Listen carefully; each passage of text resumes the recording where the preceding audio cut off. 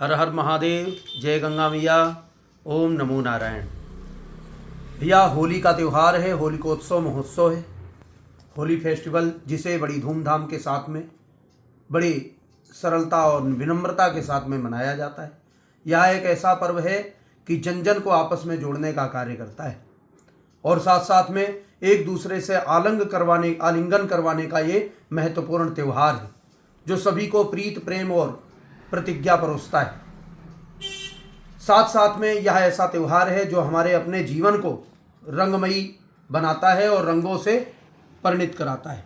रंग क्या होते हैं, रंग की सुंदरता क्या होती है, जीवन कितना रंगीन होना चाहिए और हम रंगों में कैसे मिलें, यह हमें होली का पर्व ही समझाता है। नृसिंहदेव प्रीत्यर्थम राधा कृष्ण प्रसादतः पायेष्यति पवनः श्रुत्वां भागवतीं सुधाम।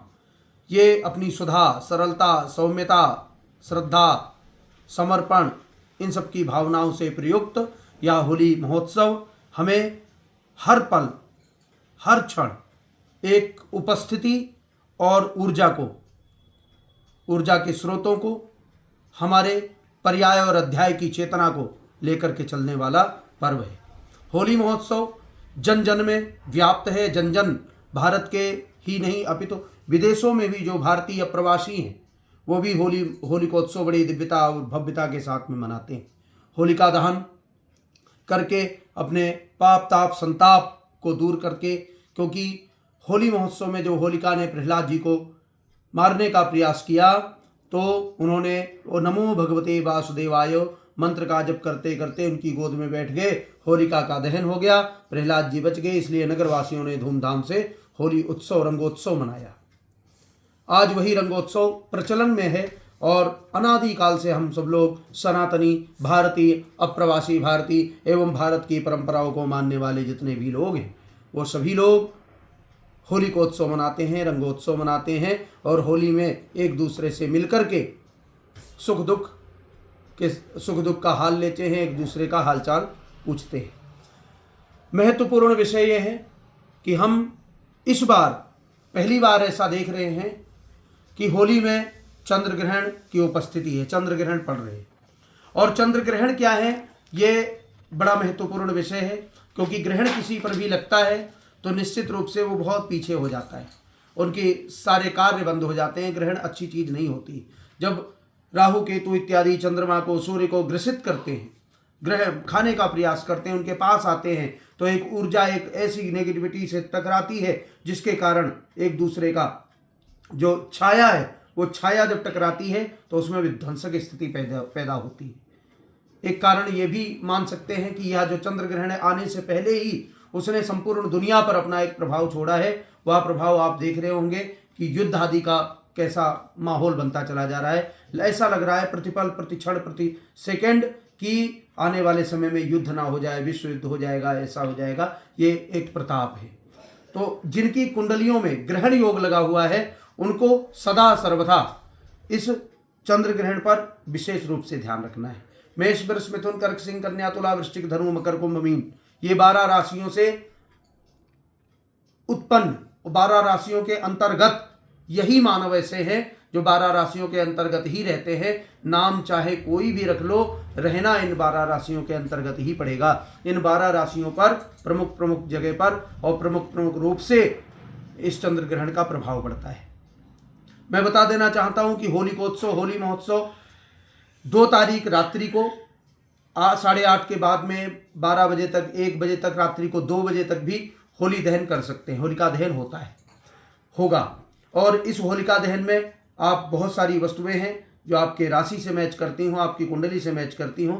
अपने अपने पुरोहितों से फ़ोन उठाएं, फ़ोन लगाएं, अपने अपने पुरोहितों को फ़ोन करके पूछें कि इस होली में मुझे क्या अर्पित करना है, क्या छोड़ना है जाकर के, और क्या ऐसी वस्तु है जो मेरे पाप और ताप संतापों को दूर करेगी, जो मेरी उन्नति का कारक बने।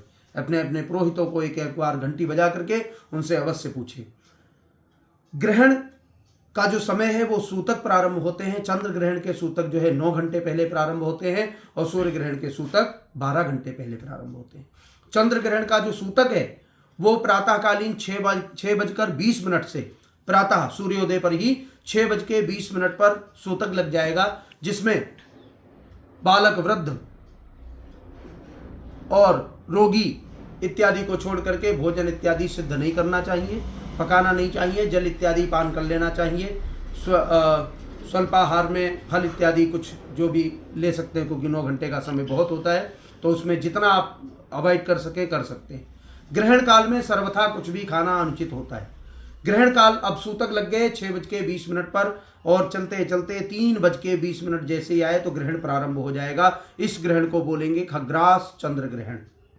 खग्रास चंद्र ग्रहण एक ऐसा ग्रहण है जो कि दिन में लग जाता है, तो दिन में हमें चंद्रमा दिखाई नहीं पड़ते, तो इसका मतलब ये होता है कि दिन में हमें चंद्रमा दिखाई नहीं पड़ रहे हैं तो ग्रहण नहीं लगेगा। ऐसा नहीं है, ग्रहण तो चंद्रमा पर ग्रसित हो रहे हैं, चंद्रमा ग्रसित हो रहे हैं, उनका समय यह है। लेकिन हमें मध्य, जो ग्रहण का मध्य होगा, ग्रहण के मध्य में 3:20 से जो ग्रहण प्रारंभ होगा वो 5:20 पर मध्य होगा, और उसका जो मोक्ष है, मध्य से मोक्ष के बीच में जो चंद्र दर्शन होंगे वो ग्रहण से प्रयुक्त दर्शन होंगे। वो ग्रहण ग्रसित करता हुआ चंद्रमा हमें दिखाई देंगे, तो उन चंद्रमा के दर्शन करेंगे।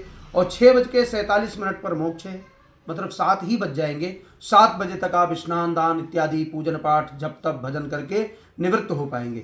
ग्रहण काल में, वैसे पहले बताता हूँ मैं, सूतक काल में संकीर्तन करना चाहिए, भजन का आनंद लेना चाहिए, एक दूसरे से कथाओं का विवरण जानना चाहिए अथवा बताना चाहिए। जो आपको पुराण इत्यादि, गीता शास्त्र प्रवचन इत्यादि जो भी कुछ आप बोल सकते हो, बुलवा सकते हो, घर में बैठ करके भगवान की चर्चा करनी चाहिए, अपने आराध्य की चर्चा करनी चाहिए। आपने जो अब तक पुण्य किए हैं, जो आपने अब तक पूजन किए हैं, आपने अब तक कोई भी तीर्थाटन किए हैं, उनके सबके स्मरण को आज बखान करने का दिवस होता है ये सूतक। और फिर जब चंद्र ग्रहण लग जाता है तो जिनकी कुंडलियों में ग्रहण लगे हुए हैं उनको जप करना चाहिए। पहले गणेशांबिका का जप करना चाहिए, गणेशांबिका के जप के बाद में राहु का जप है, चंद्रमा का जप है, अथवा अपने इष्ट का जप है, आराध्य का जप है, गुरु मंत्र का जप है, इन सब जपों को करना चाहिए। इस बीच में बहुत सारे लोग ऐसे होते हैं जो शास्त्र पटल पर जानकारी रखते हैं, जिनको सिद्धियों की आवश्यकता होती है, जिन्होंने पूर्व में सिद्धियां कर रखी होती हैं, उनको अपनी अपनी सिद्धियों को जगाना होता है, तो अपनी क्रिया करते हैं, अपनी मालाएं करते हैं। कोई हवन करता है, कोई यज्ञ करता है, कोई पूजन करता है, कोई जप करता है, कोई जल में खड़ा हो जाता है, कोई अग्नि के ताप में बैठता है, अन्य अन्य बहुत सारे प्रकार हैं वो सिद्धि प्राप्ति की। आपके पास में कोई भी मंदिर हो, मंदिर तो बंद रहेंगे, और सभी मंदिर प्रातःकाल से ही बंद रहेंगे। वो शाम को 7, 7:30, 8 बजे तक खुलेंगे, भोग लगेगा, आरती होगी और फिर बंद हो जाएंगे, शयन हो जाएगा, कपाट उनके बंद कर दिए जाएंगे। इसलिए मंदिरों के आसपास प्रांगण में बावड़ी, तालाब, नदी, सरोवर, इनके घाटों पर जाकर के, इनके तटों पर जाकर के बैठ करके आप बढ़िया आसन लगा करके आप जप कर सकते हैं। गणेशांबिका के जप से प्रारंभ कर सकते हैं। द्वादशाक्षर मंत्र है नमो भगवते वासुदेवाय, नवारण मंत्र है अथवा नमः शिवाय है। गुरु मंत्र आपको प्राप्त है तो आप सौभाग्यशाली हैं। और साथ साथ में आपने जो अपने आराध्य, जो अपने कुटुंब से, जो अपने विरासत से मिले हुए मंत्र हैं उनको जप कर सकते हैं। जो भी आपको बड़े प्रसन्न, जो आपके आराध्य देवता हैं, जो आपके हृदय में वास करने वाले, जो आपको सदा सर्वदा सबसे ज़्यादा याद आने वाले देवता हैं, उनके मंत्र का जप कर सकते हैं। जिनके उपस्थिति आपके घर में है, जिन देवता की उपस्थिति प्रधान रूप से, बहुत सारे देवता होते हैं घर में, लेकिन प्रधान देवता एक घर में होते हैं, उन प्रधान देवता की मंत्र का जप कर सकते हैं। इसी तरीके से गंगा स्नान करना, पास में गंगा स्नान करें, नर्मदा स्नान करें, यमुना स्नान करें, क्षिप्रा स्नान करें, अन्य अन्य जितनी भी आपके पड़ोस में नदियां हैं उनमें जाकर के स्नान करें। और खास मूलतः बात यह है कि जब आप मोक्ष हो जाएगा, मोक्ष में स्नान करेंगे, तो स्नान करने के बाद में पुनः वह वस्त्र धारण नहीं करने हैं। आपको उन वस्त्रों पर छींटे लगाने हैं अथवा आकर के तुरंत धुल लेना है, या धुलने की जगह पर उन्हें डाल देना है। आपको नवीन वस्त्र धारण करने हैं। जो लोग यज्ञोपवीत पहनते हैं वो अपना यज्ञोपवीत धारण करेंगे। जो खाली धागे इत्यादि जो पहनते हैं, खाली धागे पहन करके, कलावे पहन करके रहते हैं, उनको वो कलावे उतार देने होंगे, वो धागे उतार देने होंगे।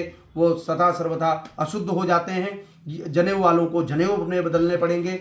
और जो लोग जिन वस्त्रों को लेकर के गए उन वस्त्रों को त्याग करके आएंगे तो और भी। और इसमें महत्व भी है बहुत बड़े। जैसे जप किया, तप किया, ध्यान किया, स्नान किया, उसके बाद कुछ दान भी करना है। कुछ दान करने से ये होगा कि आपके अंदर की जो संताप है वो सारे मिट जाएंगे। संताप को मिटाने वाला केवल दान है। तो इस तरीके से आपको ध्यान रखना है। प्रातः 6:20 से सूतक प्रारंभ होंगे, 3:20 से ग्रहण प्रारंभ हो जाएंगे और मध्य होगा 5:20 पर और मोक्ष होगा 6:47 पर। यह समय विशेष रूप से आपके लिए सुखदायी और शांति प्रदायक होगा और कुछ प्राप्त करने का दिवस है। यह प्राप्त करने का ग्रहण होगा जिसमें हम बहुत कुछ प्राप्त कर सकते हैं। अपने आराध्य की कृपा प्राप्त कर सकते हैं, अपने इष्ट की कृपा प्राप्त कर सकते हैं, अपने सिद्ध जो भी मंत्र है उनकी कृपा प्राप्त कर सकते हैं, अपने क्रिया, अपने समर्पण, अपने द्वारा किए गए जितने भी पुण्य हैं उन पुण्यों के प्रताप को प्राप्त कर सकते हैं। 2026, 2027, 28, 29 ये वास्तविकता में बहुत अच्छे नहीं है। इसमें आप उस परमात्मा से जुड़े रहेंगे, वो आपको जानता रहेगा, उसको आप जनाते रहेंगे, उनके सामने, उस परमात्मा के सामने आप अपने आप को उपस्थित करते रहेंगे कि मैं प्रस्तुत हूँ प्रभु, मैं आ गया हूँ। वो आपका ध्यान रखेंगे और वो आपका ध्यान रखेंगे, आपकी कलाई पकड़ेंगे और निश्चित बात है आप सुखकारी रहेंगे, आनंदकारी रहेंगे। जो भी बवंडर हो रहे हैं उनको भी देख करके भी आप उनको भी शांति प्रदान कर सकेंगे, क्योंकि आपका मन शांति में रहेगा, दिव्य रहेगा। इसलिए आप अपने आराध्य की, अपने गुरु की स्मरण में ला करके, अपने गुरु का स्मरण करके, अपने आराध्य का, अपने इष्ट का स्मरण करके चंद्र ग्रहण को विशेष रूप से इसमें कुछ प्राप्त करना है और सहानुभूति रखनी है अपने चंद्रमा के लिए। और इसी ग्रहण में हम लोग बहुत कुछ प्राप्त कर सकते हैं। होली महोत्सव की सभी को अनंत शुभकामनाएं देते हुए मैं ये आपसे अभिलाषा करता हूँ कि आप इस क्षण को, इस ग्रहण में आप निश्चित रूप से अपने आत्मबल को बढ़ाएंगे और अपने ऊर्जा को बढ़ाने का कार्य करेंगे, अपने आप को बढ़ाने का कार्य करेंगे, जिससे कि आपके मार्ग में उन्नति का कारण बनेगा और आपके मार्ग, आपके कार्य सब उन्नति कारक होंगे। जय महादेव, जय श्रीमन नारायण, जय गंगा माँ।